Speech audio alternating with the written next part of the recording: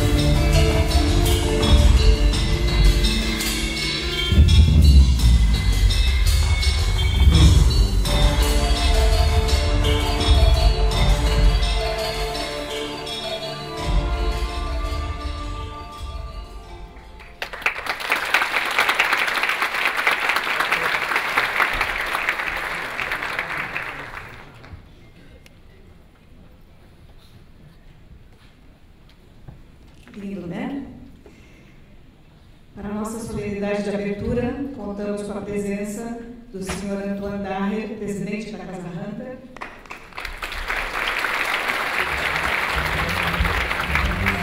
Vossa Excelência, ministro do Tribunal Superior Eleitoral, doutor Admar Gonzaga.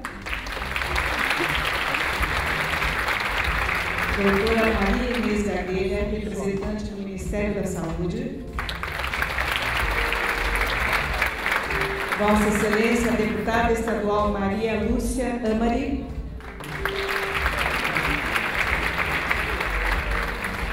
A doutora Rosângela Moro, advogada e apoiadora de várias instituições do terceiro setor, como a APAI e a Casa Hunter.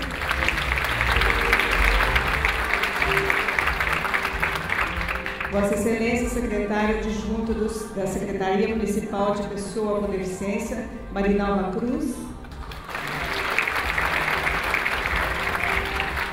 Vossa Senhoria, o vereador e médico Gilberto Natalini.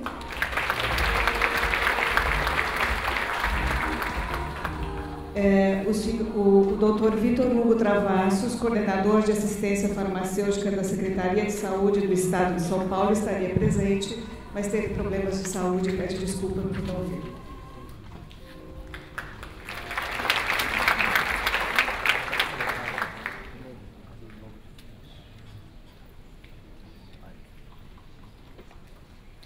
Para a abertura do nosso evento, pedimos a palavra para o presidente da Casa Hunter, o senhor Antoine Daher.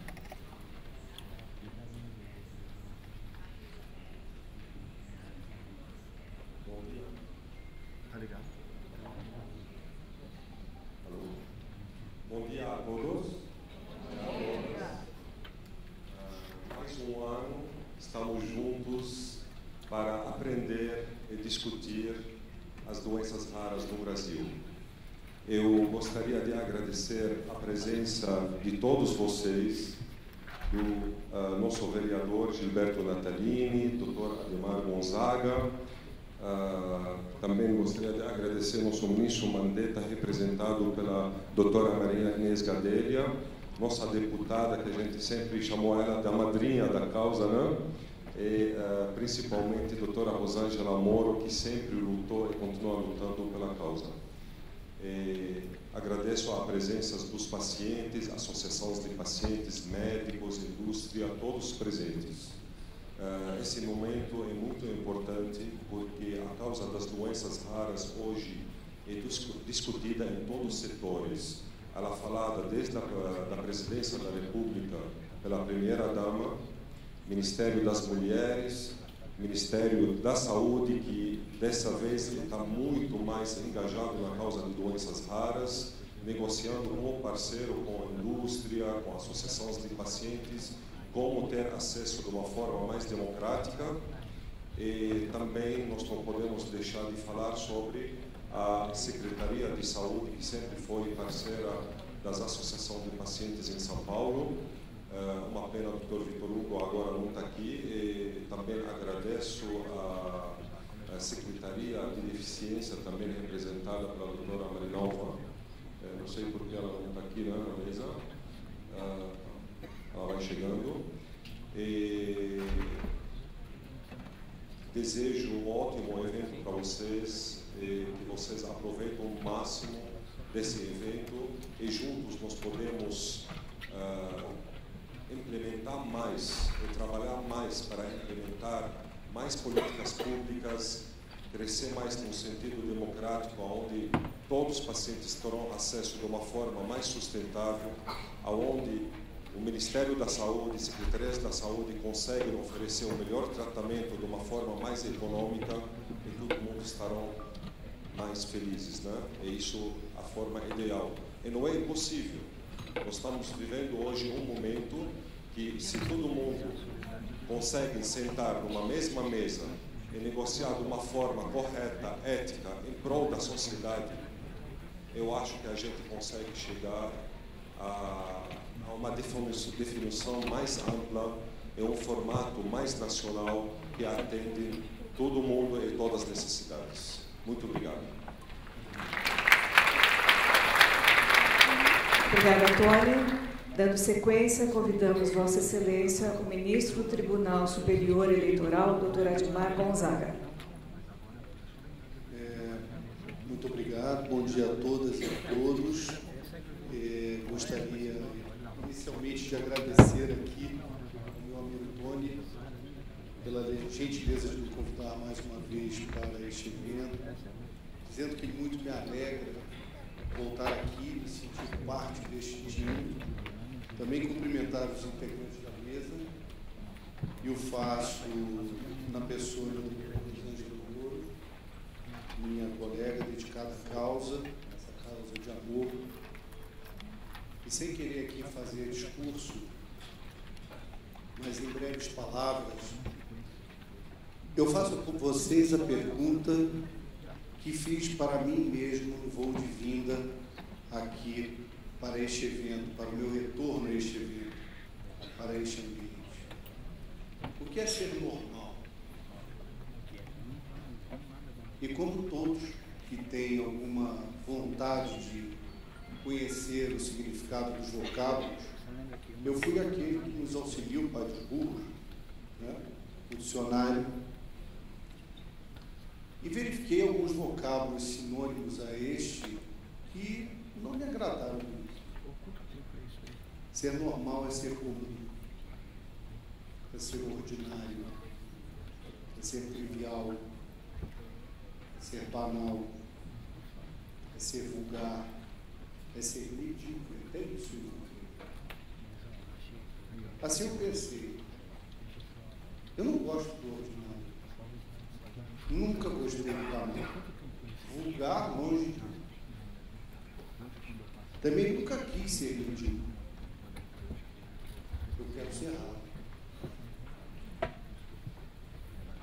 E por isso, gosto de estar aqui entre vocês, ao lado de todos, e dessas pessoas maravilhosas, engajadas pelo amor ao próximo, dedicadas a dar de si a quem nem conhece, apenas pela imensa capacidade de amar incondicionalmente.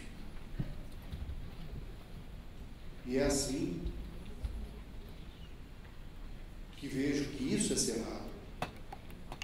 Ser raro, graças a Deus, não é ser normal. A mesmice egoísta que vemos por aí. Ser raro é viver com amor.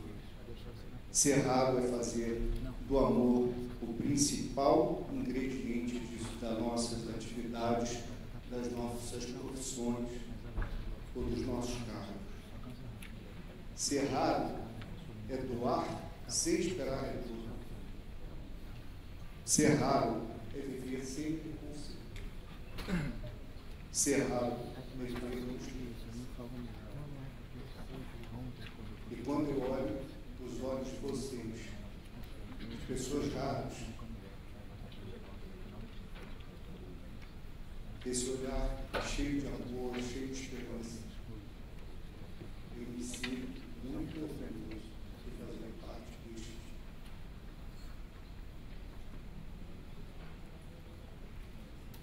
Só está aqui quem é raro. Eu agradeço muito por me aceitar.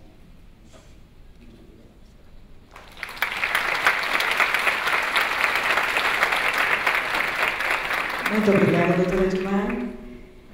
Convidamos agora a doutora Maria Inês Gadelha, representante do Ministério da Saúde.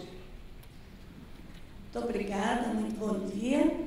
É sempre um desafio, não é, representar uma estrutura como o Ministério da Saúde e também um ministro como o ministro Mandetta, mas não deixa de ser também uma grande satisfação de estar aqui.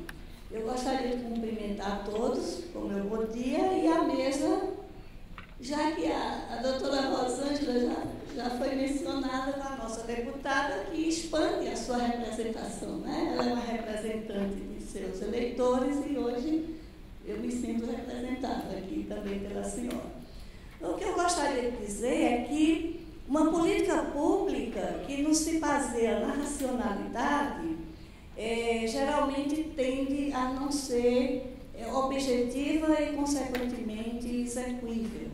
Então, existe um lado em tudo, né? O lado 1 do nosso cérebro, que é o lado da emoção, da intuição, muito necessário. É um lado até visionário, não é? Que nos leva adiante, que cria utopia, que é aquilo que nós perseguimos para alcançar. E existe um lado laboral, um lado muscular, que, no caso, nós do Poder Executivo exercemos no nosso dia a dia. Eu acredito que a Política Nacional de Atenção Integral às Pessoas com Doenças Raras já está no momento de uma revisão, porque há pontos que, com o passar do tempo, de 2014 para cá, têm se mostrado um pouco difíceis de se viabilizar.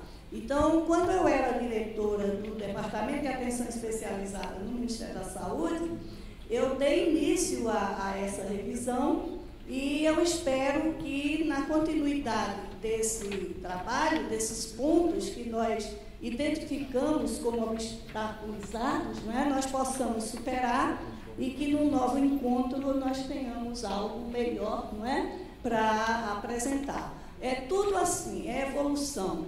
Eu me lembro que no caso da oncologia, por exemplo, quando a realidade da densidade demográfica do Brasil mudou e houve praticamente um aumento muito abrupto dos casos de câncer no país, nós levamos para consolidar uma política e começamos em 1998. Então, hoje nós temos uma das políticas das mais consolidadas no SUS, e eu tenho certeza que nesse caminhar conjunto, né, cada um contribuindo com a sua parte, nós teremos daqui a um tempo uma história também para contar nessa evolução. Eu desejo um bom encontro a todos, né, e mais uma vez agradeço a atenção e digo da satisfação de estar aqui com todos. Muito bom dia e bom evento. Obrigada, doutora Inês. Convidamos agora a falar Vossa Excelência, a deputada estadual Maria Lúcia Amari.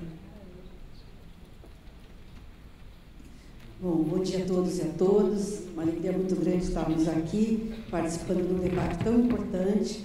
Então, na pessoa do Antônio Dayer, eu cumprimento todos que estão aqui presentes, porque todos, de alguma forma, estão comprometidos ou precisando de um apoio importante. Quando conheci o Tony, né, se posso chamá-lo de amizade, não teve como não ser motivada, sensibilizada pela motivação que ele nos causou, o chamamento para que nós, legisladores, pudéssemos participar de uma luta que é uma luta conjunta. Ela precisa do esforço de saúde, de política, de social, de todos os legisladores e toda a sociedade envolvida. Eu conheci os dados reais e a importância de nós termos esse comprometimento de, dentro do nosso parlamento, estarmos participando ativamente. Já na campanha política para governador, então, o governador Dória, que acabou sendo eleito, mas já o comprometemos no seguinte sentido, de levarmos para discutir, aproximando, para que incluísse nas políticas públicas, com ações afirmativas, a participação de uma questão tão importante. E vimos o grande risco que corremos com a questão também da judicialização.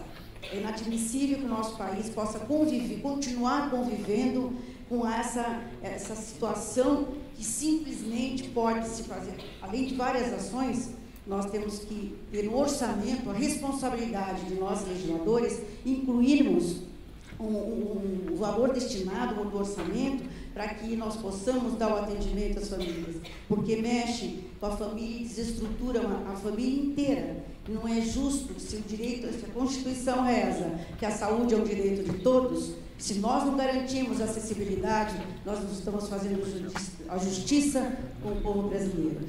Então, o que eu quero dizer mais uma vez aqui, cumprimentando a todos os envolvidos na causa, devem e podem cobrar a nossa participação, o nosso compromisso dentro da Assembleia Legislativa de São Paulo, estarmos dando como obrigação nossa a contribuição. Já fizemos várias audiências públicas, frente parlamentar que eu presidi, fizemos várias ações, reuniões com a Secretaria de Saúde, para que nós não deixemos de lado a importância da cobrança contínua no país, que precisa se preparar na questão da pesquisa, na questão do investimento, na questão orçamentária, nas questões de toda a ordem, porque é um quadro que vem aumentando, né? São 3% de pessoas que são atendidas dentro do universo de 13 mil.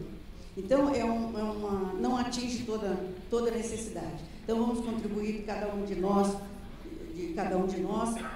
dentro do nosso segmento, da nossa contribuição, porque as doenças raras precisam da nossa participação, precisam da nossa sensibilidade, da nossa responsabilidade e do nosso compromisso. Então, contem com o nosso trabalho na Assembleia para que todos possam ser motivados por essa causa. Cada um cumprindo o seu papel, com certeza esse quadro, pelo menos vamos minimizar o sofrimento dessas famílias que estão participando do processo, muitas vezes se sentindo impotentes de poderem atender a sua própria família por falta de recursos, da responsabilidade do Estado em atender a necessidade da sua população na questão de saúde. Então, tenham todos hoje um bom trabalho, nós vamos ter vários palestrantes que têm bastante contribuição a dar para que nós tenhamos conhecimento real da situação para poder cada vez mais darmos a nossa contribuição. Muito obrigada e bom dia.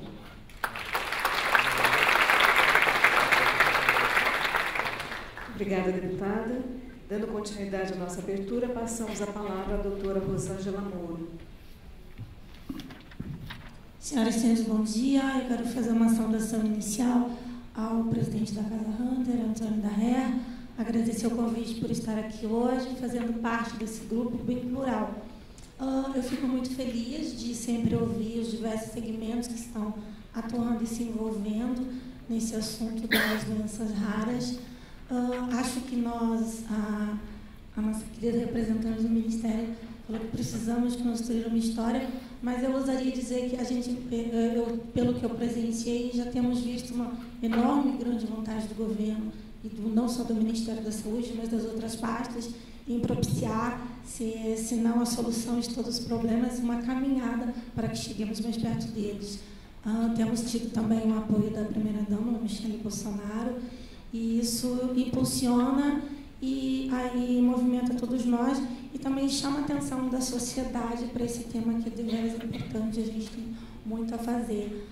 Quando a gente fala de doença rara, não é só o paciente portador que é atingido, o núcleo familiar todo é atingido, porque todos se envolvem de maior ou menor grau com as características e peculiaridades, né, da pessoa. Então, não quero me estender, agradeço pelo convite. Muito obrigada.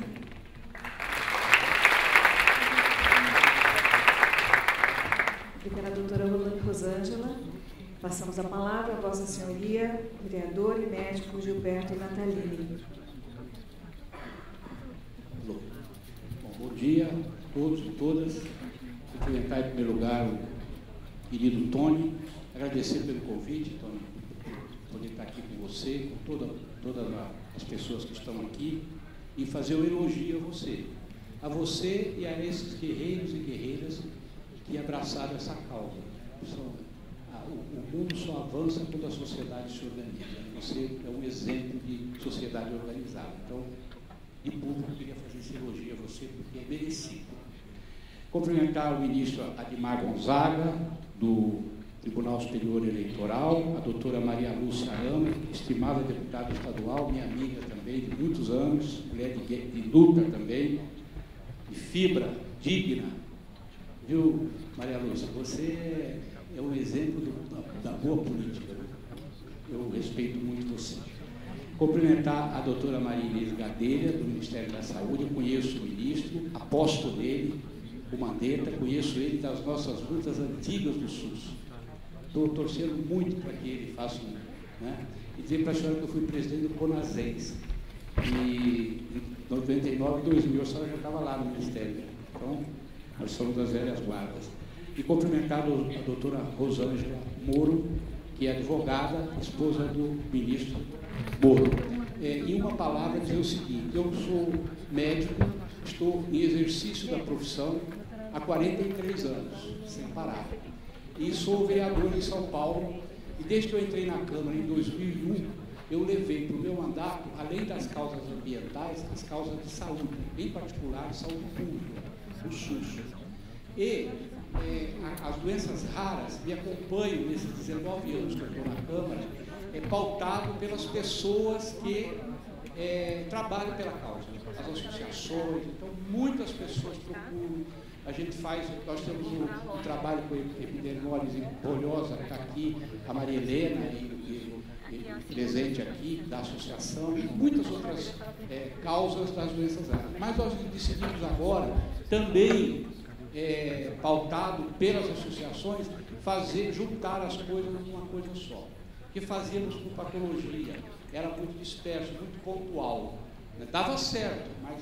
Então eu fiz um projeto de lei com a ajuda das associações, está aqui, criando em São Paulo, instituindo no âmbito do município de São Paulo, um programa de apoio às pessoas com doenças raras e seus familiares, de acordo com a política municipal de pessoa com doenças raras e dá outras providências. Está em trâmite, nós estamos terminando a redação, estamos fazendo junto com a Secretaria Municipal de Saúde, eles estão ajudando o secretário e seus assessores, para quando aprovar e ter sanção, e depois ter aplicação. Não adianta aprovar e o prefeito vetar, a gente perde o trabalho. Quem quiser ajudar, nos procure na Câmara, o texto ainda está sendo escrito, e a gente está disposto a modificações que forem necessárias para todas as patologias que vocês acharem interessantes serem contempladas na lei. É mais uma colaboração, que dá um rumo na cidade de São Paulo, as políticas públicas para atenção às pessoas com doenças raras. Obrigado pela oportunidade, bom trabalho, conte comigo naquilo que tiver no meu alcance. Muito obrigado, bom dia. Obrigada, doutor Gilberto. Nós terminaríamos nessa cerimônia de abertura com a fala da doutora Marinalva Cruz, que por um imprevisto não conseguiu chegar, infelizmente. Então, agora nós encerramos a nossa cerimônia de abertura. Agradecemos a todos vocês a participação, a todos os senhores, e convidamos os senhores a voltar aos seus lugares. Muito obrigada.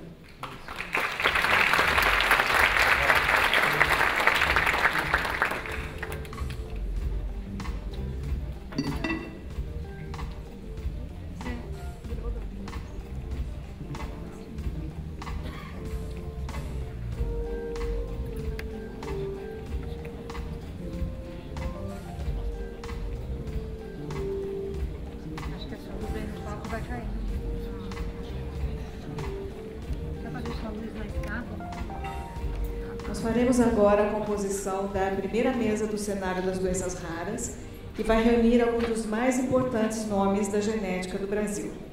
Com toda a nossa admiração, chamamos o Dr. Roberto Giuliani, chefe do Serviço de Genética Médica do Hospital de Clínicas de Porto Alegre e professor titular do Departamento de Genética da Universidade Federal do Rio Grande do Sul.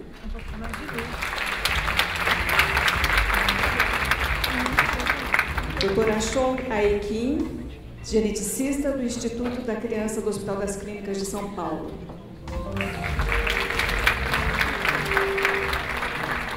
Doutora Juliana Salum, geneticista do Instituto de Genética Ocular.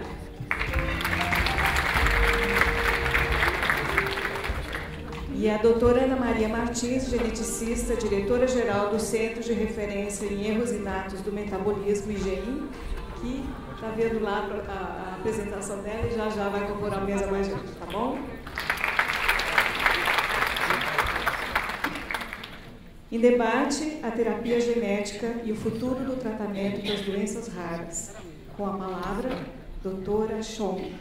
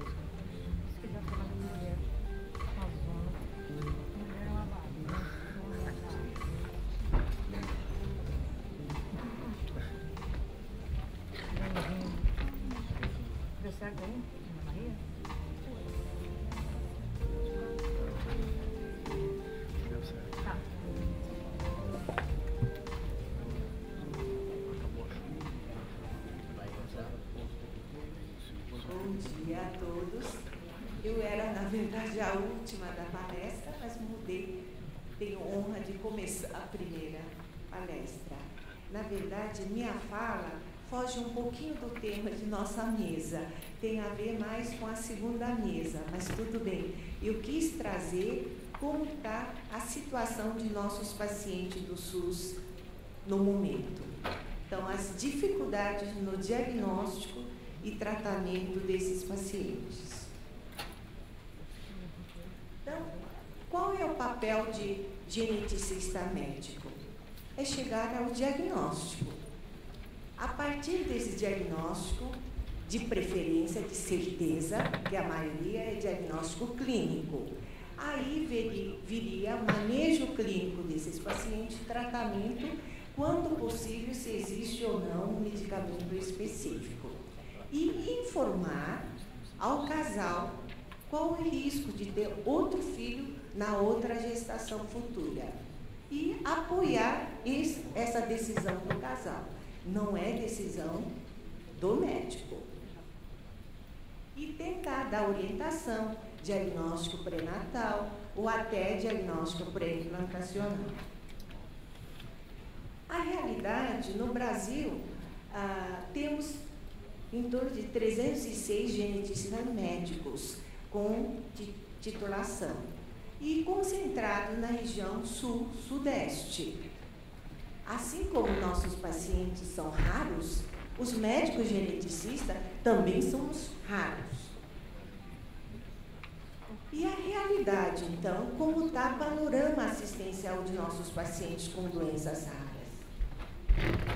Para começar, desconhecimento dos médicos sobre essas doenças, que aprende na medicina doenças mais comuns, mais frequentes. Então, muitos profissionais médicos formados não têm noção sobre doenças raras. E só tem poucos serviços de genética no Brasil, principalmente nos hospitais e escolas, né? E indisponibilidade, outra são testes genéticos, que são muito caros. O único exame disponível ao nível SUS é cariótipo. Então, o que acontece? Demora no diagnóstico, né? Aí, quando chega ao diagnóstico, a família já tem outros filhos afetados. E diagnóstico pré-natal também é muito limitado, na realidade. O máximo que fazem é ultrassom morfológico, cariótipo, dosagem bioquímica, mas tem que ter o primeiro filho afetado para testar o exame específico. E diagnóstico pré-implantacional, então, é um sonho, só na clínica privada. Infelizmente, ao nível SUS, eu estou de mãos atadas. E quantos residentes são formados? Existe programa de residência médica em 11 hospitais e escolas, e cada ano, eu até aumentei, agora nós temos 5 residentes em cada ano, durante 3 anos de residência. Se preenchesse todas as vagas existentes, seriam 27 geneticistas por ano. Está muito longe da necessidade. E aí, quando diante de algumas malformações múltiplas, você tem que fazer estudo cromossômico, cariótipo, com banda G que existe. Por exemplo, essa foto não precisa ser geneticista, todo mundo vê esse nitidão, mas é necessidade de fazer cariótipo fundamental, porque pode ter trissomia livre, que tem risco de ter outro filho afetado menor que 1%, e outro pode ser por translocação. O cariótipo é fundamental, é necessário e indicado para esses casos.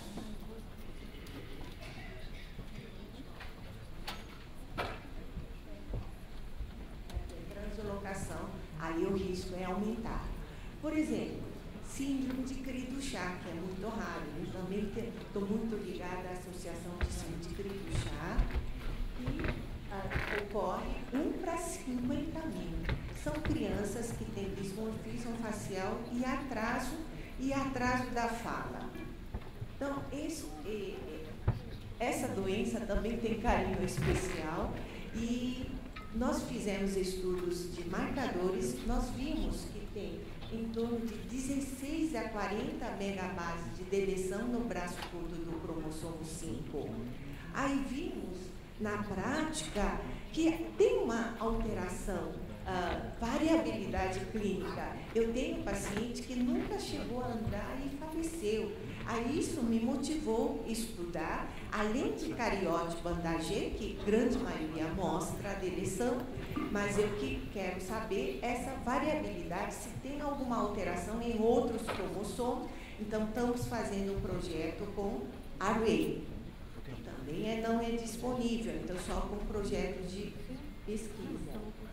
E nós vimos aqui que 55 pacientes, por exemplo, quase que 40%, 44% é primeiro filho. A mãe quer saber qual é o diagnóstico, se eu engravidar, o que acontece? E 15% desses casos podem ser familiares, né?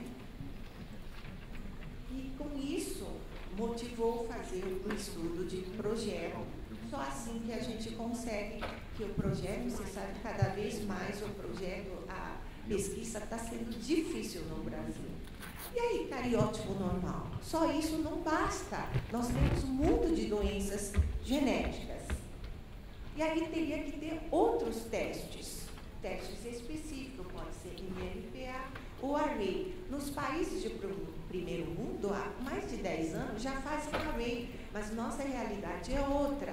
Faz cariótipo e, dependendo da suspeita clínica de microdeleção, a gente faz MLPA, que é mais em conta, e depois, se não der, Array. Então, nosso enfoque também sim de Williams e sim de deleção de 22q, são duas microdeleções que, se fizesse cariótipo, viria normal. Né? Essa eu vou explicar um pouquinho, porque vai ter a apresentação musical deles. Eles são crianças bonitas, alegres, super amigável, e eles têm cardiopatia comum, 80, 85% de tempo, e é difícil, demora quase 10 anos para fazer o diagnóstico, porque crianças são bonitinhas, não chamam muita atenção e eles são muito alegres, por isso mesmo demora. E para saber se é essa a doença, confirmação, você tem que fazer outro teste, que nem FISH ou MLPA. E a gente tem feito durante quase 20 anos a pesquisa sobre síndrome de Williams em vários aspectos, diferentes técnicas para diagnosticar, assim como outros aspectos neurocognitivo, né? E estamos fazendo agora a parte nutricional dessas pacientes. Só assim a gente consegue aprofundar, né, sobre a doença. E agora vamos para doenças monogênicas. Nós temos em torno de 20 a 25 mil genes. Cada uma pode dar alguma síndrome. Aí o gene, nós temos que encontrar qual é o gene alterado, qual é a mutação.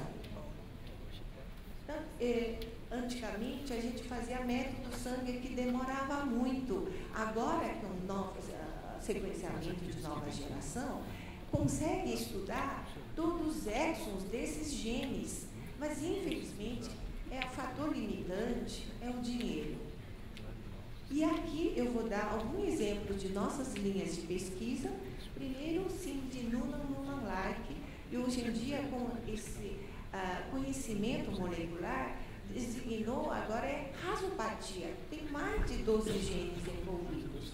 E displasia esquelética, mais de 450 doenças esqueléticas.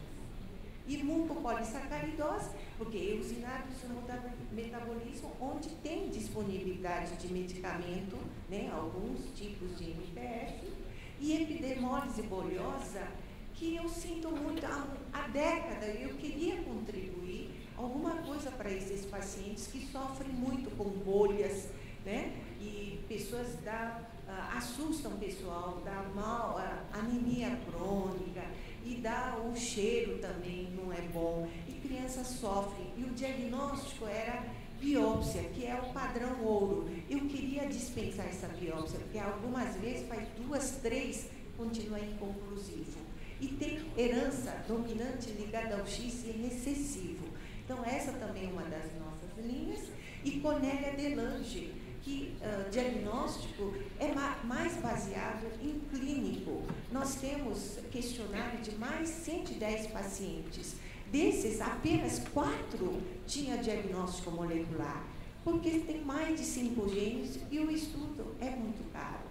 E o restante? E eu estou descobrindo agora, tem uns pacientes que acham que tem Cornélia e não é Cornélia. Agora, com o estudo de exoma, com projetos de pesquisa, consigo saber, são outros genes, outras doenças, e as mães pensam que é Cornélia. Então, eles têm direito de saber o diagnóstico de certeza. Aqui a rasopatia seminuna, que tem carinha, com hiperterorismo, esforço curto, e comum ter cardiopatia. E tem aqui um monte de genes envolvidos nessa doença, mais de 12 genes. E o preço de exoma está caindo, mas mesmo assim, aqui no Brasil, mais de 10 mil reais, agora com a concorrência, né, vários laboratórios, abaixou para 6.900. Mas mesmo assim, para nossos pacientes SUS, é inviável. É alto custo. Mas, infelizmente, não é 100% chega ao diagnóstico, é em torno de 25% a 40%. Mas, mesmo assim, é uma ferramenta importante disponível. Mas não a nível SUS, porque, pelo preço. Então, a gente tem usado painéis de genes, que é mais em conta. Mas tem, porém, se painel de genes for negativo, aí teria que fazer o exoma. E também está abaixando o preço, está em torno de R$3.000. Então, aqui é nossas linhas de pesquisa de doença e nossa esperança que tenha, pelo menos, serviços de hospitais, escolas, que sejam credenciados como centro de referência, onde, apesar de pouco, é melhor do que nada. Pelo menos a gente poderia ganhar alguma coisa e aplicar isso para o paciente. Mas você vê que no estado de São Paulo, aqui na cidade de São Paulo, nem a Escola Paulista, nem no HC, ainda estamos aguardando. Não sei se vai sair um dia.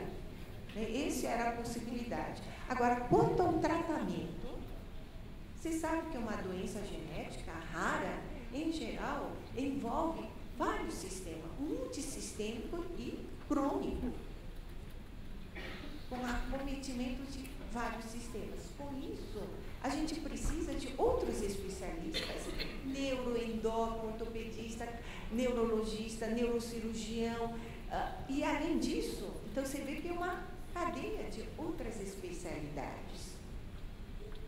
E outras equipes multidisciplinares de fono, psico, tudo isso é necessário. E não é por um tempo determinado, é durante um longo período. Infelizmente, por exemplo, no HC, nós temos, teoricamente temos, só que na prática, para andar de uma especialidade para outra, demora meses. Eu não consigo uma equipe que possa atender com otimização do tempo. Isso que eu gostaria esse é o sonho. Vamos ver, acho que o sonho está ficando realidade. Agora é o momento mais propício. A primeira-dama está estimulando o governador. Então, agora ou nunca. Centro integrado.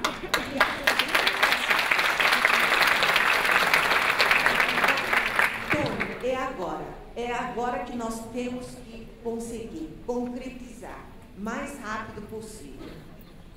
Urge. Unindo as forças.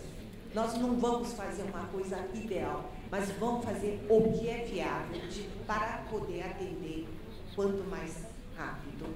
E eu estou formando residentes para a gente ajudar a trabalhar em conjunto. Para mim, o foco principal é paciente SUS. E aí, enquanto isso, hoje mais tarde, vocês vão ter uma banda musical com nossos pacientes de vida. são uma gracinha. E aqui é uma reunião no salão de uma médica que a gente tentou fazer. É uma alegria para a gente, vocês vão divertir. E nenhum deles sabe ler partitura. Todos têm deficiência intelectual de leve a moderada, mas são crianças uma gracinha, alegres. E Alan, por exemplo, de 21 anos, toca 13 instrumentos. Ele sabe de cor, sem ninguém ler partitura. E o Guilherme, outro, é alegre, risonho. E aí é o nosso sonho. E eu espero que a gente continue a luta e consigamos esse centro integrado para nossos pacientes que necessitam. Obrigada.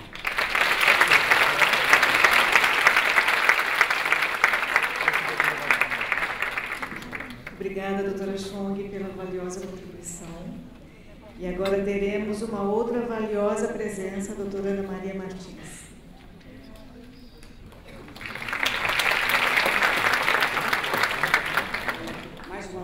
Bom dia a todos e a todas. Vamos passar rápido, porque hoje nós estamos fazendo tudo na hora, né? Então vamos lá. Só para introduzir, eu sei que a maioria das pessoas sabe dessas informações, mas a incidência, a doença rara, ela é definida por cada país, decide que incidência que ele vai dar. Então, isso é uma escolha, isso não é baseado, a gente não teria um trabalho baseado nisso, mas cada um escolhe. A Europa escolheu menor do que, tudo que é menor do que 1 para 2.000 é considerado doença rara, certo? Nos Estados Unidos, ela é bem mais aberta, quer dizer, tem mais pacientes, menor do que 1.250. E no Brasil, a gente tem uma incidência que é a mesma da Organização Mundial de Saúde, que é 1,3, menor do que 1,3 para cada 2.000 indivíduos. Então, isso por definição. O que se acredita é que a gente vai conseguir uma ordem, uma definição mundial e que ela vai ficar em torno de menor que 1 para 2.000. Aí a gente tem uma só, que é muito variável de país para país. O que a gente sabe também, 7 a 8% da população mundial é portadora de doença rara. Todos sabemos aqui que no Brasil são cerca de 13 milhões, cerca de 7 mil doenças e 80% tem a etiologia genética, por isso e boa parte aqui do pessoal está envolvido com a área de genética. Segundo a nossa portaria 199, né, que é a diretriz do Centro de Referência, que foi de 30 de janeiro de 2014, ela dividiu essa parte da genética, esses 80%, em 3 grandes eixos. Né? Isso é só para a gente lembrar. As anomalias congênitas, que alguns foram exemplos da doutora Chong, as síndromes, as malformações, imunodeficiências primárias, doenças neuromusculares. Esse é o grupo mais amplo de todos, sem dúvida. O segundo grupo é o grupo de deficiência intelectual. Então, são pacientes que têm deficiência intelectual e não está associado a outros problemas como nas síndromes. Ele tem só a deficiência intelectual, que também é um grupo significativo. E o grupo que eu me dedico há mais de 20 anos, que é dos erros inatos do metabolismo. Os erros inatos do metabolismo, eles são alterações no funcionamento do nosso corpo. Falta uma enzima, que é uma substância extremamente importante para todas as reações que acontecem no nosso corpo. A partir do momento que a gente come, aqueles nutrientes todos, aquilo tudo é quebrado. Esse quebrado, para o organismo aproveitar, essa digestão, ela é feita por enzimas. Então, falta uma enzima no corpo e você tem um determinado quadro. Esse grupo são mais de 700 doenças, aqui cerca de 50% tem alguma forma de tratamento, né? O grupo que mais tem tratamento é o de erro inato do metabolismo. E a gente separa esse grupo em três grupos, né? Na verdade. Um relacionado, que é o primeiro, à ingestão de proteína. Então, quando a criança nasce, ela vai mamar, o que tem no leite, além de gordura, é proteína. Se ela tiver um problema com relação à digestão de algum aminoácido, que é uma partezinha da proteína, ela pode ter um problema ali, ela parece que vai embora para casa, está no alojamento conjunto, de repente ela está na UTI. E aí ela acaba entrando com um carinho de septicemia, que é o mais comum nessa faixa etária, né?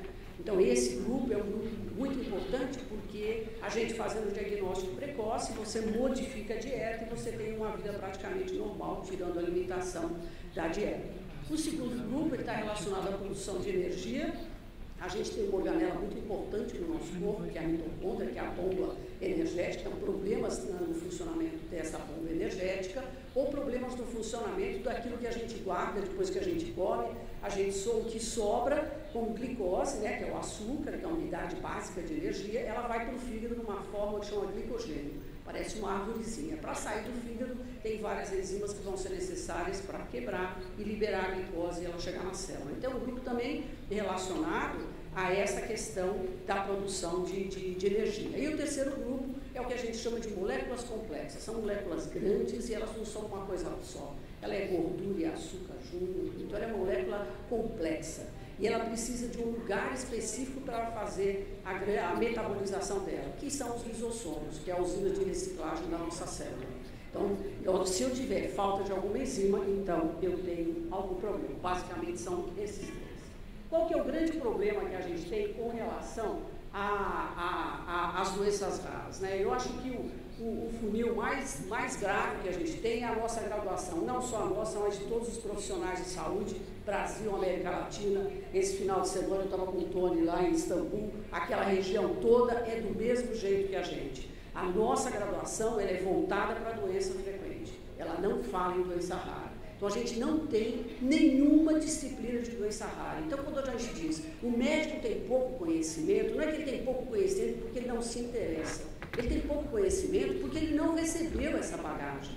E uma doença rara, aquela que a gente... Se o médico, ele faz diagnóstico por aquilo que ele traz de bagagem, aquilo que ele aprendeu, aquilo que ele ouviu durante a faculdade. Aí a gente aprende a fazer diagnóstico, monta os dados da história e fala, isso aqui pode ser essa ou essa. Ou essa aqui também, quer dizer, você faz a hipótese do diagnóstico. Agora, se eu nunca ouvi falar de uma doença rara, uma doença específica, eu não consigo fazer diagnóstico. Eu não tenho uma bagagem que me dá essa possibilidade. Então, acho que um dos grandes problemas que nós temos é o ensino voltado para a doença frequente, e aqui já começa a exclusão do indivíduo com doença rara. O médico acaba não pensando. Quando a gente se forma e vai para a residência, quando eu tenho um paciente na minha frente que tem um fígado e um baço grande, por exemplo, que é uma coisa comum de doença rara, eu sempre vou colocar as hipóteses mais frequentes de uma doença para ele, mais infecciosas, e as hipóteses mais raras. E a gente aprendeu que a gente só pode investigar uma doença rara depois que eu afastei todas as frequentes. Essa é outra exclusão absurda, porque a gente tem doenças hoje com tratamento, um diagnóstico fácil, rápido, porque tem tratamento, e aí eu vou deixar essa para o fim, porque eu já faço ela logo no começo. Faço algumas frequentes e faço as raras que tem tratamento, porque senão esse indivíduo vai começar aquela jornada que a gente sabe que é muito longa, né? Esse é um dado importante. Então, a gente tem um número muito pequeno de médicos capacitados com essas doenças raras, com essas dificuldades que a gente tem, e é necessário, então, todos os cursos de saúde. Você imagina uma fisioterapeuta que teve doença rara na graduação dela, uma fonoaudióloga que teve, uma psicóloga, todos esses profissionais de saúde, uma farmacêutica, todo mundo vai conseguir pensar e falar, mas pode ser uma doença rara, não está chegando no diagnóstico, está complicado, está difícil, pode ser realmente uma doença rara. Então, a gente tem, então, os médicos, tanto da rede do SUS quanto privado, do SUS, às vezes, dentro das escolas, né, dos hospitais de escola, a gente sabe muito mais de doença rara do que, às vezes, dentro de um hospital privado. Porque não adianta, a formação, ela realmente não existe para nenhum de nós, de nenhum e nem outro. E, na verdade, o centro de referência, que é o sonho da Chong, que é o meu sonho também, é o sonho de todo geneticista, né? Eu tenho lá o meu espaço, que é o IGI, que me dá uma equipe multidisciplinar, né, que trabalha, que sobrevive com bastante dificuldade, mas eu tenho pelo menos o meu cantinho, né, e consigo dar uma assistência melhor para os nossos pacientes. Mas a gente precisa de centro de referência. Porque assim, como que o médico vai encaminhar uma doença rara no centro de referência? Também não é só o centro de referência. Se ele não conhece doença rara, esse é um problema. E o outro, como é que ele vai encaminhar se a gente tem tão pouco centro de referência, né? Então, são coisas que a gente tem consciência, e eu acho que esse ano a gente consegue andar um pouco. A dificuldade no diagnóstico, né? A Chong já falou a respeito do diagnóstico, e esse diagnóstico, ele é muito importante, porque sem o diagnóstico, a família não tem rumo. É como se ela não tem nenhuma diretriz para onde ela vai, né? Ela não sabe onde ela vai, ela não sabe quem ela pode procurar, e às vezes ela não sabe nem para quem ela pede ajuda. Então, a partir do momento que você tem o diagnóstico, aí você sabe, a fisioterapia ajuda nesses casos. Às vezes não tem nem o diagnóstico de certeza ainda, mas você já consegue fazer alguns encaminhamentos que aquilo vai melhorar a qualidade de vida do paciente. Então, o diagnóstico ele é fundamental e, como já disse a Chong, é o nosso grande o nosso grande desafio de colocar esses exames que fazem o diagnóstico de uma maneira mais rápida, mais precisa, todos dentro do SUS. A família não é orientada, muitas vezes, para a origem genética, né, que a gente tem que orientar. Olha, por enquanto a senhora planeja de não engravidar, porque a gente não sabe qual vai ser o risco, porque ainda não sei qual é o diagnóstico. Essa orientação, ela é muito importante, né? Muitas vezes ela falta, e às vezes, sem o diagnóstico, tem alguns centros de reabilitação que não aceitam o paciente. É complicado, né? Porque ainda nem a reabilitação ele consegue fazer. E a família desconhece, como ela não tem o diagnóstico, ela não sabe se tem tratamento disponível no mundo ou não, né? Para ela poder lutar por ele. Em termos de tratamento, a grande maioria dessas doenças raras e doenças genéticas, mais de 90% delas, não tem tratamento específico. Mas tem tratamento de suporte, que é um tratamento que melhora muito a qualidade de vida, né? Eu sempre digo nas minhas falas que nós médicos, a gente faz o diagnóstico. Agora, quem melhora a qualidade de vida do paciente, da família dele, é os não médicos, né? Não somos nós. Então, esse lado, ele é extremamente importante, né? A Suchong também já falou da equipe multidisciplinar, a enfermagem que coleta exame, que faz a terapia de reposição enzimática, né? Pega a veia do paciente, suporte nutricional, muitas dessas doenças cursam com teste nutricional, com desnutrição, então precisa de uma orientação nesse sentido. Vocês imaginam uma pessoa que não tem habilidade de se comunicar, uma criança ou um adulto, e ele tem fome. Ele está com um estado nutricional extremamente debilitado, né? Se você faz um suporte para ele, é óbvio que a qualidade de vida dele é outra. Você olha no semblante deles, no olho dele, você percebe que existe um alívio, né? Que não consegue nem impedir uma coisa que está faltando. Então, esse suporte, né, ele é muito importante mesmo.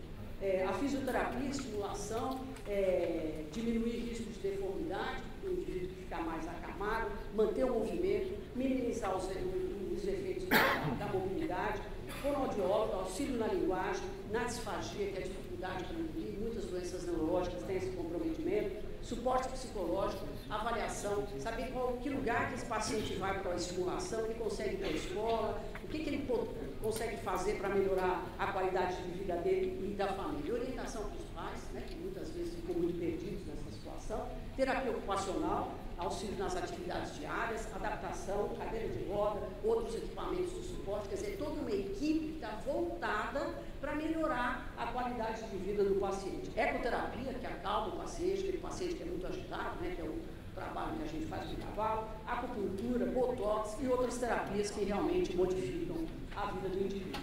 Em termos de tratamento específico no Brasil, a gente tem maior parte aqui dentro dos erosionados do metabolismo, que eu vou passar rapidinho. O grupo 1, como é aquele problema da ingestão de proteína ou de açúcar que ele não consegue metabolizar, são fórmulas que a gente usa, são fórmulas metabólicas que a gente chama, e que ela não vai ter o aminoácido que o paciente não tem como digerir, né? Então, ele é importante. Dieta com pouca proteína, sem galactose, por exemplo, que é a galactosemia, sem frutose, que é o açúcar, o componente do açúcar.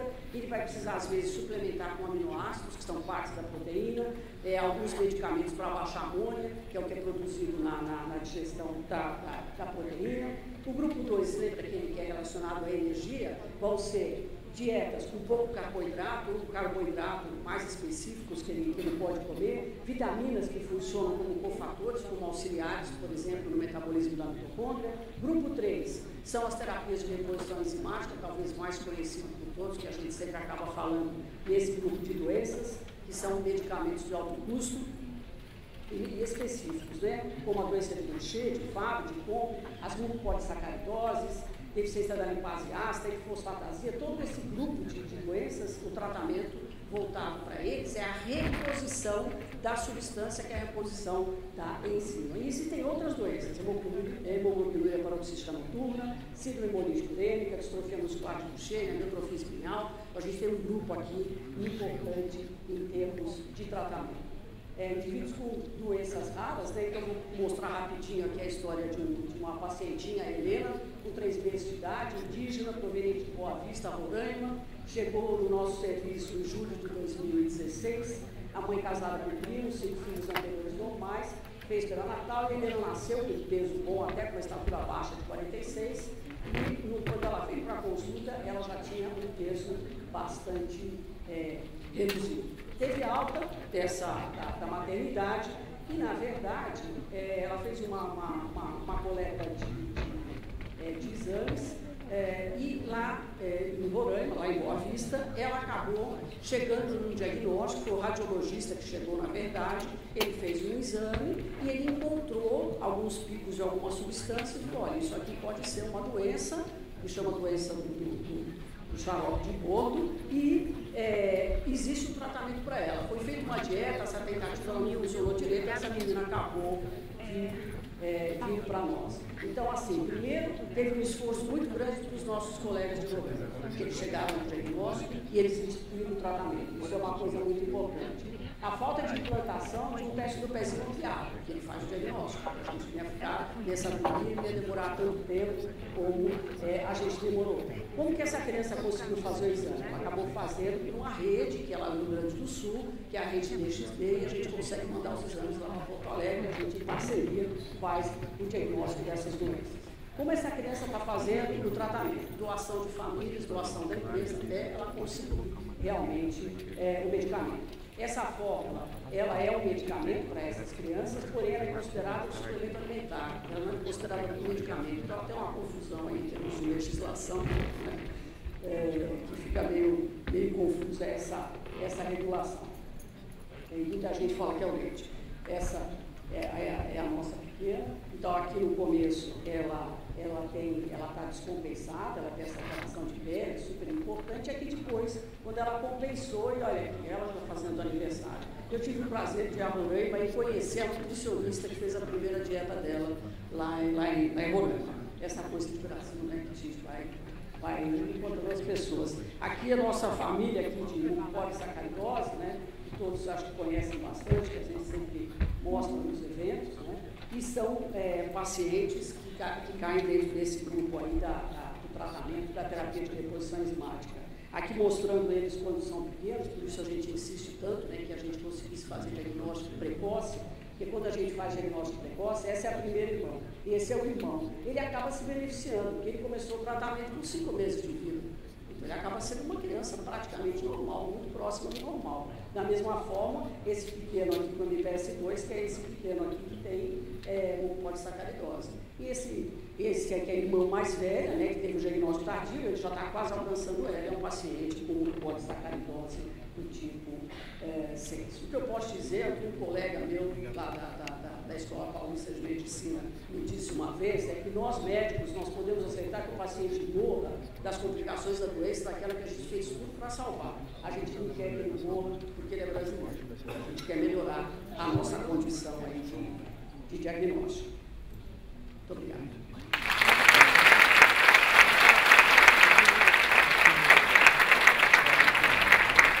Obrigada, doutora Ana. Nossa próxima palestrante é a doutora Juliana Salomão.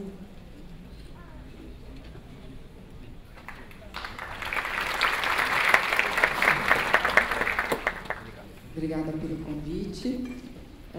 Quando a gente atende no consultório algum paciente que fala que tem uma doença rara e fica preocupado, quem vai cuidar de mim porque eu tenho uma doença rara, será que alguém faz pesquisa nessa área? Então, é super bom ver uma plateia cheia de pessoas e eu poder voltar e falar para eles, ó, tem gente nessa causa da doença rara, isso vai melhorar, né? Existe uma luz no fim do túnel, né? E como eu mexo com oftalmologia, sempre realmente essa questão da luz, do enxergar é super importante.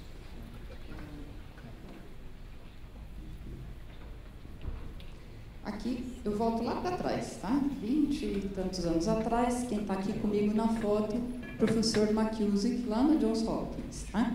E ele falava que o diagnóstico, ele não tinha que ser o diagnóstico só clínico, a gente tinha que ir adiante, tinha que ir buscar o diagnóstico molecular. Porque só quando a gente conhece a base da doença, a gente vai ter alguma coisa para oferecer para tratamento, tá? Então, em oftalmologia, a gente tem uma lista de exames oftalmológicos. Tem retinografia, OCT, autofluorescência, campo visual, um monte de coisa. Mas o diagnóstico dessas doenças, na maior parte das vezes, é clínico, é na consulta, tá? A gente usa uma retinografia para documentar. E a hora que a gente pensa num projeto de saúde pública, que você tem que decidir aonde você gasta o dinheiro e aonde você não gasta o dinheiro, tá? Eu colocaria o teste genético, tá? O exame genético nas distrofias de retina, logo lá em cima, porque ele vai me fazer uma diferença tremenda na conduta que eu vou ter depois. Então, essa semana mesmo eu recebi um paciente que ele tem a eletroretinografia de 1970, quando ele fez o diagnóstico, e depois ele tem de 71, em 72 ele se encheu, ele pulou, ele tem de 73, 74, 75, até os dias de hoje. Então, você imagina, só o que ele gastou de exame de acompanhamento, que não viu nada, porque aquele exame já dá extinto da primeira vez, você vê um dinheiro mal alocado. E eu não sei, até hoje, né, qual que é o diagnóstico genético desse paciente, porque ele gastou onde ele não precisava. Então, a gente precisa de política pública para organizar isso, porque a gente precisa do diagnóstico, precisa do gene e precisa saber qual é a mutação, tá, daquele paciente, para todas as razões aqui que foram apresentadas aqui pelas minhas antecessoras. Então, a gente vai sequencia, tem sequenciadores fantásticos, cada vez tem baixado mais o custo, mas a incorporação no SUS ainda está muito complicada, e essa aí é uma meta, porque tudo que eu vou mostrar vai vir na sequência disso, tá? Então, o que eu preciso? Eu preciso de um painel que eu consiga sequenciar as retinopatias e que eu olhe esse monte de genes relacionados à distrofia e consiga identificar algumas coisas que são importantes para o meu paciente. E a gente começa a fazer painéis que são mais significativos para a população brasileira, onde tem exatamente os genes que eu vi mais frequentes nesse painel mais geral, tá? E mostrar que é importante a gente fazer a segregação da família. Então, por exemplo, tem uma doença de Stargardt, onde a pessoa tem uma mancha na área central da visão, ela só enxerga pelas laterais, tá? Essa doença, a pessoa pode ter 1, 2, 3, 4 mutações, todas envolvidas, e a gente só consegue desembaralhar o que é realmente a doença na hora que a gente faz a análise de segregação. Então, esse é outro ponto importante. A gente precisa de genotipagem e a gente precisa de segregação, tá? Meu sonho é lá na frente, Chong. Eu não quero só a genotipagem, não. Tem que ter a segregação também, tá?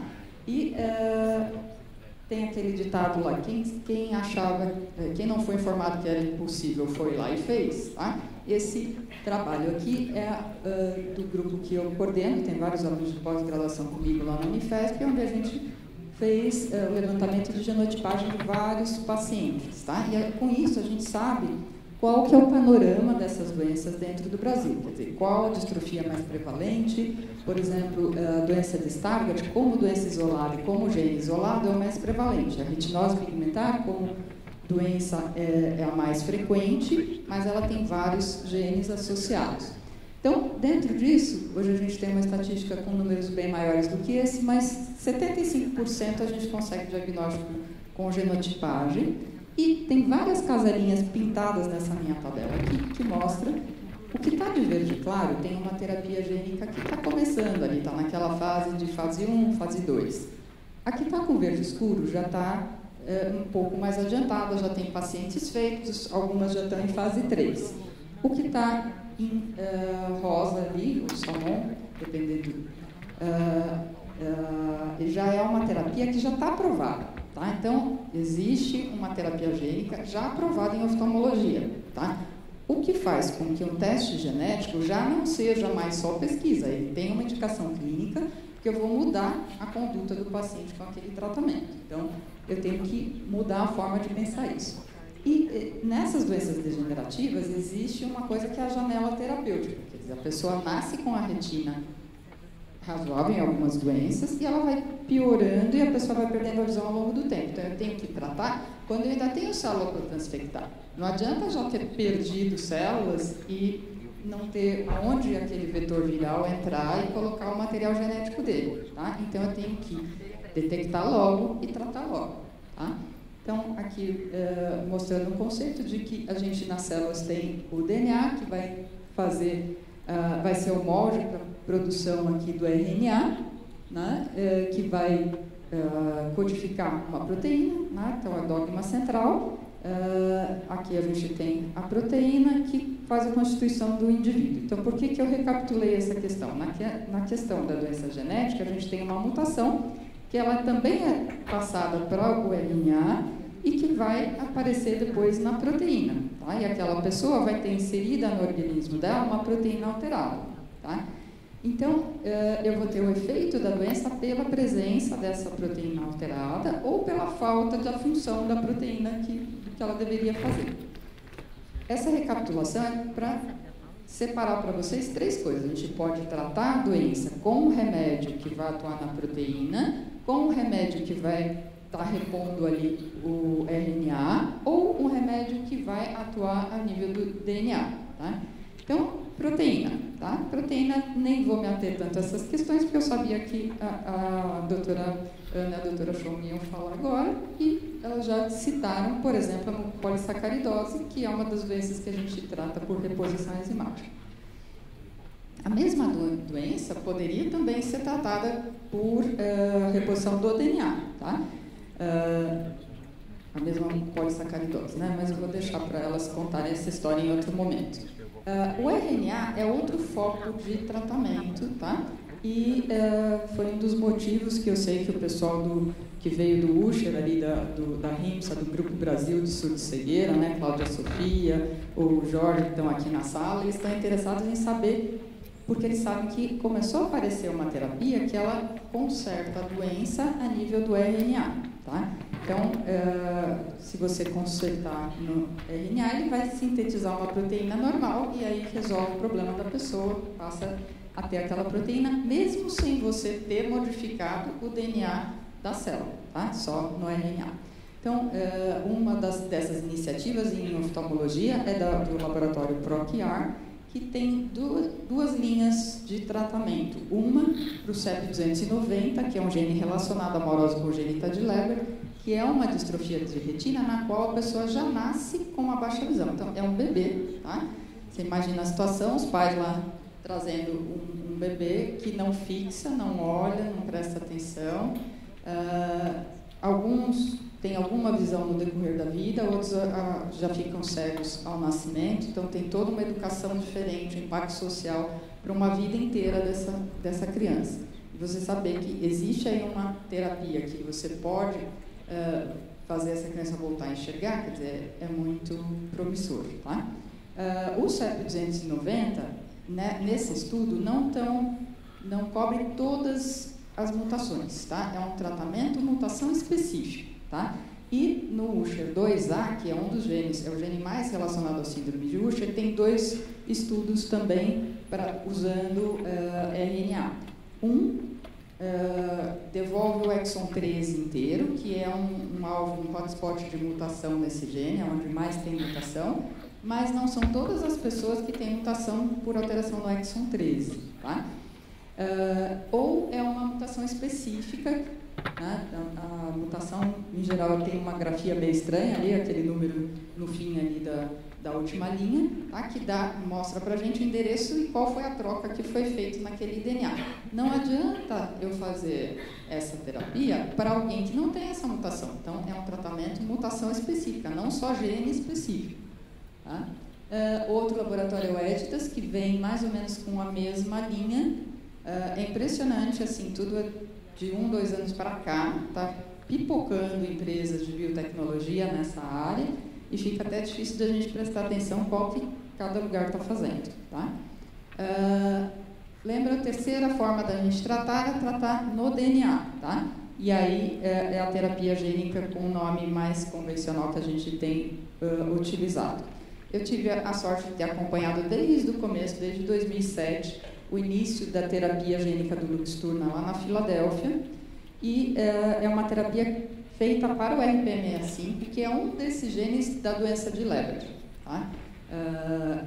De novo, é aquela história da criança que já não enxerga e tem nistagmo desde o nascimento, vai para o neurologista, acham que tem autismo porque não interage, né? Então, essa do autismo sempre me deixa bem louca lá no consultório, quando eu vejo que estão achando que a criança tem autismo, mas o cego, muitas vezes, tem um comportamento diferente. Então, a gente tem que interpretar aquele comportamento para fazer o diagnóstico. Tá? Aqui o fundo de olho da primeira paciente que eu coloquei nesse clinical trial. onde ela participou, fez a cirurgia, colocou o vetor viral embaixo dessa retina, transfectou, levou para aquela célula o gene RPMA5 que faltava, que é um gene do ciclo visual. Tá? O ciclo visual, ele cicla a vitamina A, quando está faltando essa enzima, ele não cicla se você volta a dar para a célula. Se a célula tem uma estrutura suficientemente ainda residual, ela começa a funcionar de novo. Então, isso virou agora uma medicação. Tá? Aqui é uma foto, mais ou menos, para imaginar como é a cirurgia, colocada embaixo da retina. Na Escola Paulista, a gente tem toda a estrutura para esse tipo de cirurgia, porque a gente fez protocolos de terapia celular, onde a gente colocou célula do epitélio pigmentado embaixo da retina. Então, tecnicamente, a gente consegue fazer isso. Então, a gente espera que um dia possa tratar os pacientes lá. Tá? Foi aprovado recentemente, está em vias da Novartis trazer isso para o Brasil, vai ser uma nova luta. As pessoas melhoraram a visão, conseguiam fazer provas de labirinto, provas funcionais que mostram que isso melhora o dia a dia das pessoas. O mesmo laboratório tem terapia para corideremia e para retinose pigmentar autossômica dominante vindo. Aqui um estudo do qual eu sou investigadora principal na Escola Paulista para corideremia, que também é uma doença onde fecha o campo visual. A pessoa tem a visão só na área central da retina. Isso foi uma reunião dos pacientes quando começou esse estudo e a gente está com ele em andamento por lá. Tá? Existem outros laboratórios trazendo terapias gênicas para outras áreas de visão. Tá? Vocês vão perder até as contas dessa história, de tantos que estão vindo. Usher para miosina 7A, tá? O Stargardt, o Stargen, que é para o gene ABCA4. Então, muita coisa acontecendo, né? E especial interesse do pessoal da RIMSA, que está aqui, veio para verificar e saber como é que está essa história do Usher 2A, né, daquele tratamento com RNA, e como está essa questão da miosina 7A para a forma mais precoce do Usher, o Usher tipo 1. Tá? Então, tem vários genes associados ao Usher. Os mais frequentes são justamente os dois que têm a terapia, mas tem outros, então a gente não resolveu todos os problemas. E um outro detalhe, se uma pessoa faz uma terapia gênica para o olho, ela não trata a visão, a audição. Tá? Então, a terapia gênica, ela é órgão isolado. Eu vou colocar dentro do olho, eu vou transfectar só o olho. Existe todo um controle para ver se essa célula, se esse vetor viral sai do olho e aparentemente está bem isolado lá dentro. Então, tem se mostrado seguro. Tá? Outro laboratório aqui com terapia para cromatopsia, que é uma alteração da visão de cores, tem muita fotofobia e baixa visão, retinose pigmentar ligada ao X e outras. Tá? Mayra TX é outro laboratório. Existem ainda outras estratégias, fora essa história de RNA, DNA e proteína. Tá? Existe o CRISPR, que vocês também já ouviram falar, porque o Fantástico se encarregou de educar a população nesse assunto, né? Só que ele acaba o programa, o pessoal já começa a me mandar o WhatsApp. Quero fazer CRISPR. Oh, meu Deus do céu, né? O CRISPR, por enquanto, é para o camundongo, tá? Ele ajuda muito a desenvolver a pesquisa, ele ajuda a gente ter um animal transgênico para a gente poder testar essas terapias, mas não está na hora de fazer CRISPR na gente, tá? Existem laboratórios que estão trazendo essa tecnologia para o CRISPR já para uma aplicação em oftalmologia e também em hemofilia. Tá? Então, vamos aguardar coisa nova chegando. Uma outra estratégia muito interessante é fazer uma terapia gênica não no fotorreceptor cone bastonete, tá? Mas na célula ganglionar, que é a segunda na sequência do impulso nervoso até o cérebro. Então, se a primeira não está funcionando, vou ativar a segunda, que ela me faz o trabalho de levar a informação até o cérebro. Tá? Uma outra terapia aqui é uma terapia medicamentosa, que agora a gente vai começar, provavelmente, está aguardando o ok final da Anvisa para começar, acredito que nos próximos meses, uma medicação oral para a doença de Stargardt que interfere naquele ciclo da vitamina A. Tá? A ideia é que essa mancha central não progrida, tá? Que ela fique pequena e a gente consiga tratar desde a fase de criança mais para frente e segure essa doença para não perder a visão. Deixo aqui, finalmente, uma pergunta para vocês. Tá? Essa aqui é uma paciente, o aspecto fundoscópico da retina dessa paciente com alteração periférica e central, uma retina bem comprometida, não precisa ser médico para perceber que tem toda uma granulação ali por trás. O campo visual é restrito, a pessoa enxerga por uma areazinha central pequena, tem até um remanescente periférico ali lateral, mas uma visão bem avançada, tá? E um teste genético mostrando que ela tem uma mutação no RPE65. Coloquei ela até olhando para vocês aqui, para vocês darem uma resposta para ela. Quer dizer, olhando não, porque ela está com dificuldade de enxergar, tá? Então, qual que é a pergunta dela? A pergunta é se nós vamos tratar esses pacientes que têm RPE65 com essa medicação que já está no mercado, tá? Preço não vou nem falar, porque é absurdo, tá? No futuro, com certeza vai baixar, porque as tecnologias vão barateando as coisas, mas essa é a primeira. E a questão é, nós vamos tratar ou não vamos tratar? Vamos deixar ela sem enxergar, perder aquele pouquinho que ela tem? Tá? Agora, a sua resposta ia mudar se por acaso ela fosse sua filha? Tá? Ou você vai ter uma resposta diferente? Tá? Como é que vai ser sua resposta na sociedade para a doença rara? Que é exatamente esse fórum que a gente tem aqui. Como sociedade, a gente vai tratar? É uma doença rara, não tem tanto aqui no Brasil. Tá? Eu que cuido disso, devo ter mais ou menos uns 15 pacientes. Tá? É raro, tá? Mas não acredito que tenha muitos a mais no Brasil do que esses 15, tá? Um ou outro, talvez. Tá? E pensar o que nós vamos fazer, né? Isso aqui é a capa do jornal hoje, quem viu, né? Judicialização, correndo solto, né? Nós vamos deixar essa paciente ter que fazer uma judicialização para receber a medicação, ou nós vamos criar uma forma onde isso ocorra dentro do sistema sem a gente partir para isso que está sendo criticado, né? Então, deixo essas perguntas para vocês, tá? Então, nosso alvo como médico que atua nessa área é conseguir a genotipagem para o paciente pelo SUS e acesso a essas terapias ainda complicadas, né? Mas que estão chegando e que vão revolucionar a medicina, porque vão dar formas novas de tratar coisas que a gente não tratava, tratando exatamente no ponto onde a gente tem o erro genético. Muito obrigada. Essa aqui é uma foto antiga, já desde uma atuação do grupo de doenças raras lá para trás, lá no passado. Obrigada pela atenção de todos.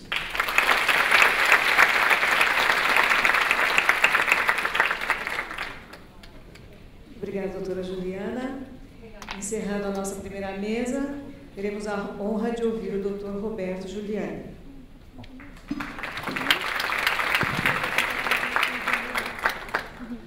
Muito obrigado, agradeço aos organizadores do evento, principalmente a Casa Hunter e ao Antônio pelo convite e que aqui pela promoção, né, desse dia e tantas pessoas relevantes nessa área de doenças raras para discutir um temário assim bem importante, né, e começando com essa grupo de apresentações aqui que envolve vários aspectos do tratamento, diagnóstico das doenças raras e também terapia gênica.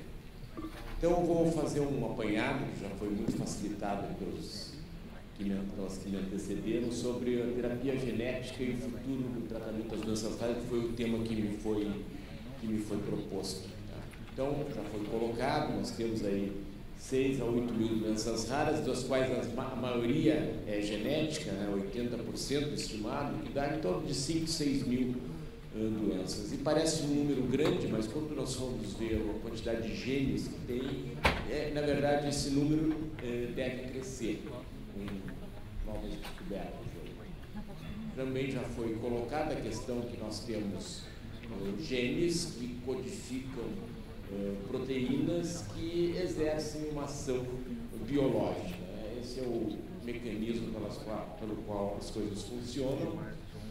Se conhecem em torno de 23 mil genes e um número bem maior de proteínas, cerca de 200 mil, porque os genes se combinam e formam mais proteínas do que o número de genes. Então, isso nos permite assim, sermos organismos até mais complexos do ponto de vista funcional. E essas proteínas, então, levam a uma ação biológica que é eficaz na maior parte dos indivíduos.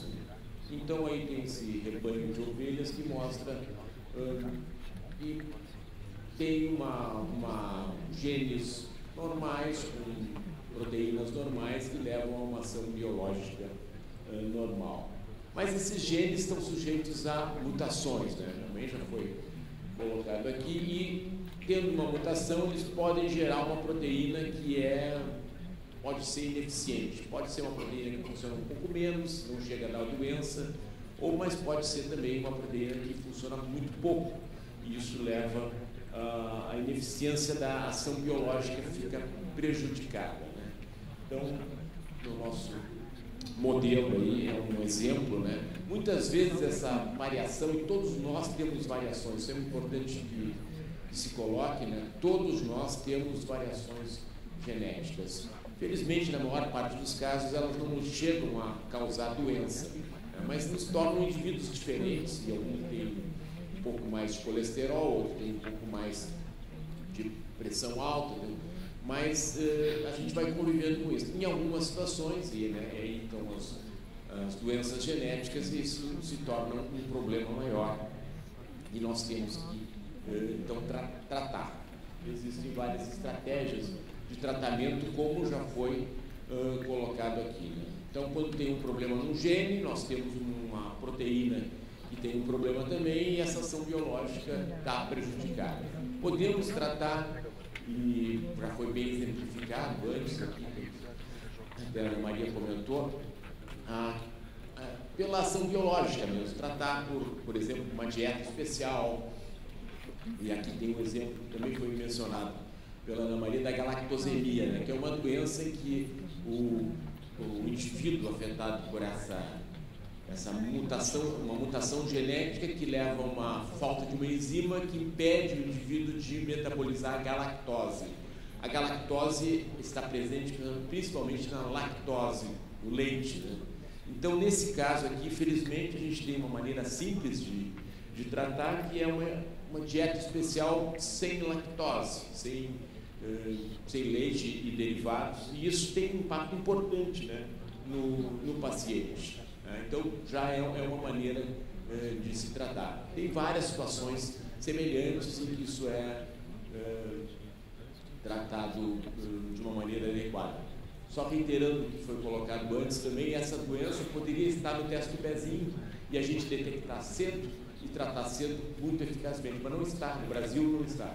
E é algo que nós temos que pensar também em expandir esse teste do pezinho para pegar não só a doença do livro xarope do bolo, que a Ana Maria mencionou, como a galactosemia e muitas outras doenças que nos permitiria tratar de maneira precoce e eficaz. Pacientes que vão, de alguma maneira, ser diagnosticados, só que vão ser diagnosticados tardiamente, quando o tratamento já deixou de ter a sua eficácia maior.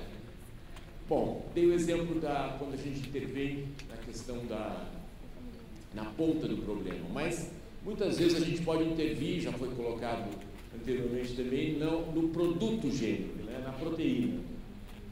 Isso a gente pode fazer, por exemplo, um transplante de medula óssea, que a gente transplanta células que vão no organismo produzir a proteína que está deficiente. Isso é válido para algumas condições. Podemos modificar essa proteína, tentar modificar, torná-la mais eficiente, tornar uma enzima que funciona melhor com o uso de chaperonas. É uma terapia moderna que também é aplicada para algumas situações em que há um perfil genético favorável. Ou então a reposição, né? E aí foi dado exemplo já da reposição enzimática, em que se repõe aquela proteína. Nós não estamos mexendo no gene, mas estamos repondo o produto gênico de maneira que o indivíduo receba essa proteína que ele não fabrica de maneira eficaz. E, consequentemente, tendo a proteína funcionando, a ação biológica vai se exercer. Vou dar um exemplo da reposição da doença de Gaucher, que é um exemplo clássico, né? Uma das primeiras doenças tratadas com esse tipo de terapia. Aqui uma paciente com doença de Gaucher, com 8 anos, com um fígado e um baço aumentados, problemas de anemia, falta de plaquetas, problemas ósseos. Ela passa a receber essa proteína que é fabricada em células de ovário de hamster chinesa. É uma tecnologia bem complexa, em que um gene normal é inserido nesse sistema de expressão e se produz uma grande quantidade dessa enzima, dessa proteína, que é a glicocelebrossidase, que essa menina não fabrica. 2 anos depois de receber a cada 15 dias uma dose dessa dessa enzima, ela está completamente diferente, né? Então é um tratamento realmente bem sucedido, é um exemplo, existem vários outros tratamentos nessa modalidade, né? Mas isso implica numa produção dessa proteína por um método bastante complexo, é um tratamento caro e é uma intervenção que tem que ser feita a cada 15 dias ou a cada semana e para toda a vida, né? Então é algo que ajuda muito, mas que certamente deve no futuro ser substituído por terapias mais definitivas e quem sabe menos custosas e quem sabe mais convenientes para o paciente. Mas que bom que nós temos a terapia de glicose enzimática para muitas doenças genéticas. E aí vem a questão, né? Então, quem sabe vamos atuar lá em cima, né? Na causa do problema, né? O gene tem um problema, vamos tentar modificar o gene, corrigir ou fazer algum tipo de modificação que leve esse gene a ter uma função normal, produzir uma proteína eficaz e ter uma ação biológica adequada. Então, aí surge então a questão da terapia gênica.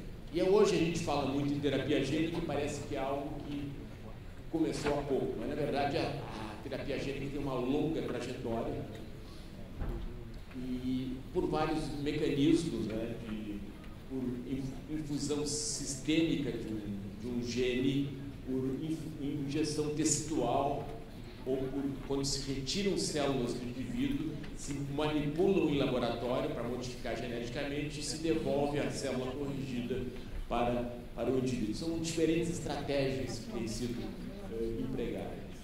E o DNA, ele é inserido na célula, então, com o uso de vetores. Os vetores são fundamentais para se levar o DNA para dentro da célula, levar o material genético, né? Não é só o DNA. Por exemplo, aqui o gene, com o vetor, ele é colocado então dentro da célula. Os vetores são fundamentais. E existem classes de vetores, né? Os vetores não virais, que é o DNA, simplesmente o DNA nu, se chama, ou o DNA numa molécula, uma partícula como um lipossomo, onde ele pode ser colocado no organismo. E esses vetores não virais têm algumas vantagens, são fáceis de produzir, são seguros e permitem que se transfira grandes quantidades de DNA. Mas, infelizmente, eles têm desvantagens, uma baixa eficiência, porque eles não são dirigidos para os tecidos que nós queremos tratar, eles se espalham pelo organismo e eles são facilmente degradados. Acaba que se usa, a utilidade dos vetores não virais é muito pequena.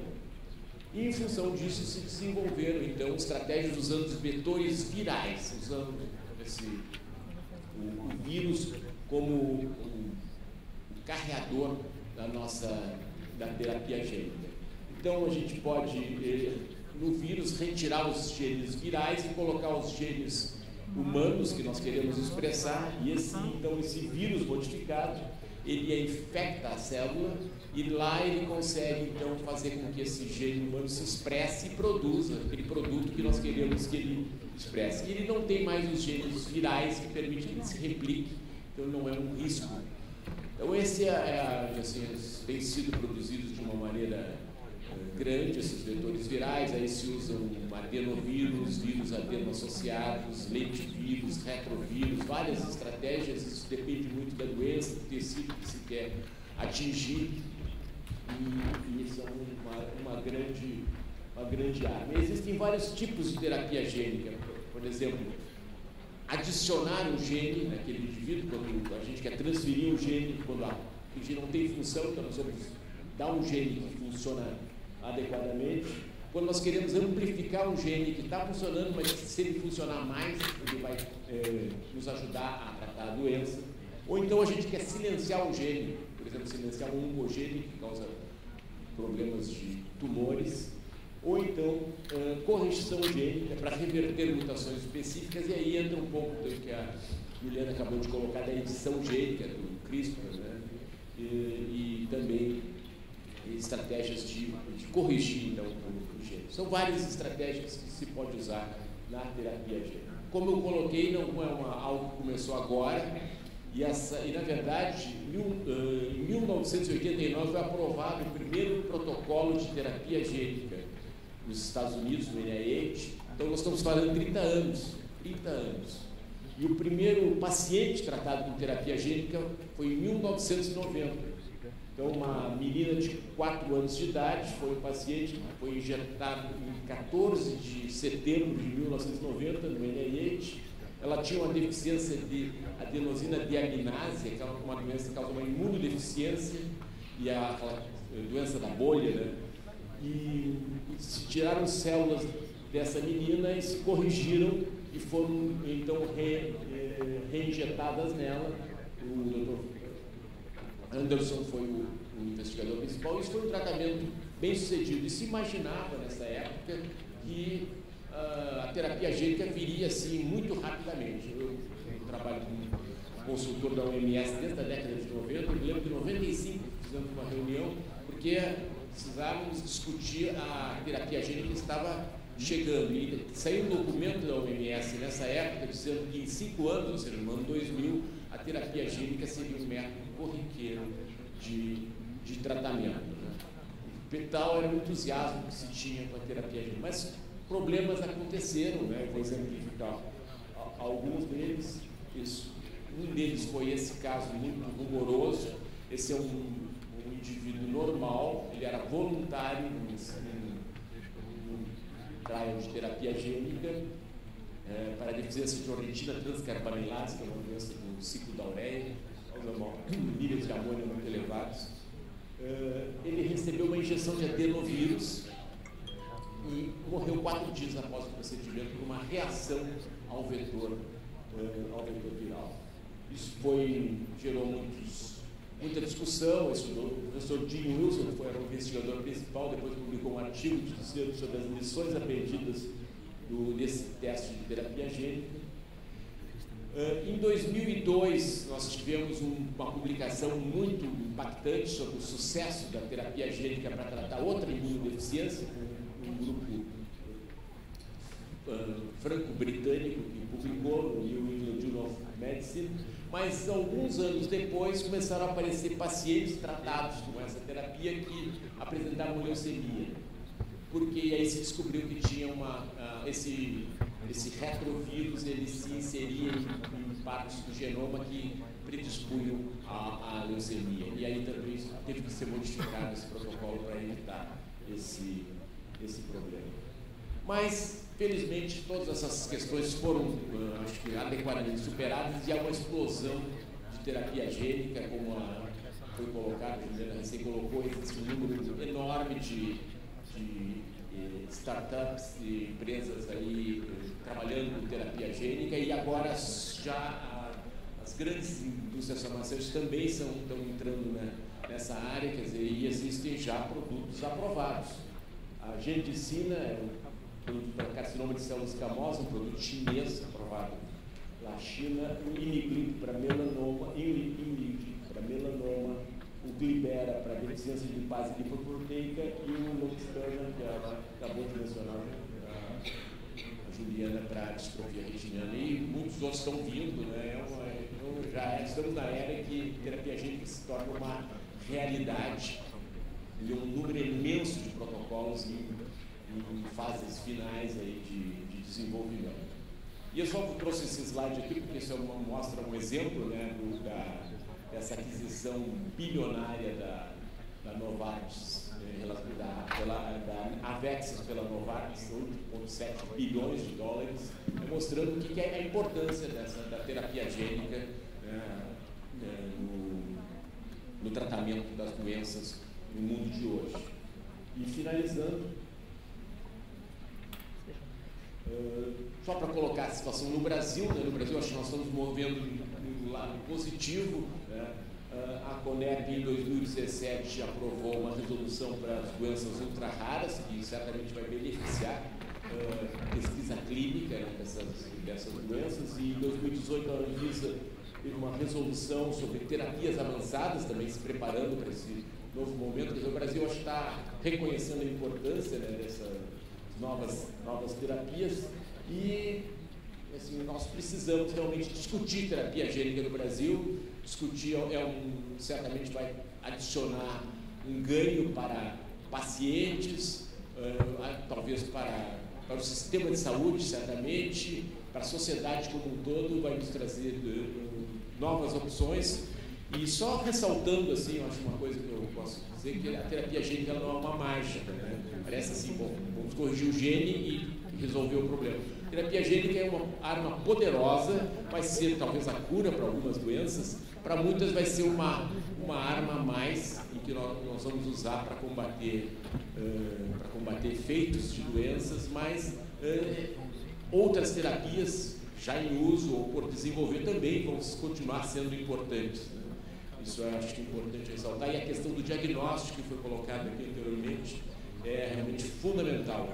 O diagnóstico mais precoce é mais importante, mais benefícios ele vai trazer. E a questão do atendimento integrado, né? Que se olhe para a terapia gênica, ter a reposição de proteínas onde for necessário, tratamento do paciente lá na ponta, na questão do efeito dessas modificações, mas o atendimento global e multidisciplinar, como foi comentado desde o início aqui, continua sendo muito importante. Muito obrigado.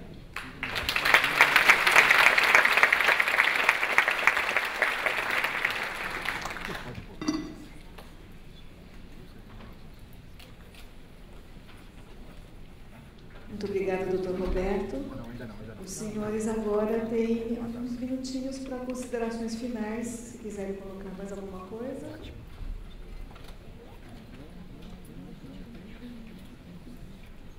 O importante é observarmos cada um no seu centro de atuação, trabalhando de forma eficiente e inovadora com as metas e sonhos, da mesma forma, o futuro das doenças raras.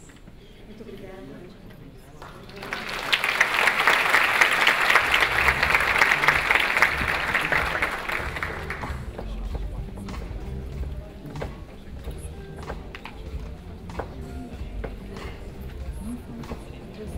A doutora Marinalva conseguiu chegar, ela é a secretária adjunta da Secretaria do Portador de Deficiência e ela gostaria de nos dar uma palavrinha, não é, doutora Marinalva?